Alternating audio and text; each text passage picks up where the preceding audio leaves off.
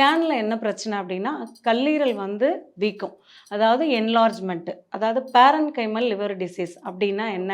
அப்படின்னா, லிவர் வந்து கிரானிக் நாள்பட்ட தீவிர கல்லீரல் வீக்க நோய். அதாவது செயல் இழந்துர்றது.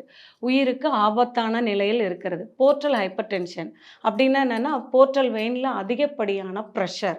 அப்ப என்ன ஆகும்னா, ப்ளீடிங் ஸ்டார்ட் ஆயிடும். இன்னர் ப்ளீடிங் வந்து வாமிட்டிங்ல வரலாம், யூரின்ல வரலாம், டாய்லெட்ல வரலாம். இந்த மாரி ப்ளீடிங் ஸ்டார்ட் ஆயிடுச்சு. மாடரேட் அசைட்டிஸ் வயிறு ஃபுல்லா நீரு. அந்த நீரு யூரினா இறங்காம கால்ல ஸ்வெல்லு. நல்ல வீக்கம். அடுத்தது வந்து உசிர்நிலை வரைக்குமே வீக்கம் தான். அதுக்கு அடுத்தது வந்து பார்த்தீங்கன்னா, ஸ்ப்ளினோமெகாலி. அதில ஸ்ப்ளினோட்டிக் நோடுல்ஸ்ன்னு சொல்லுவோம். அப்படின்னா சைட்ரோட்டிக் நோடுல்ஸ்.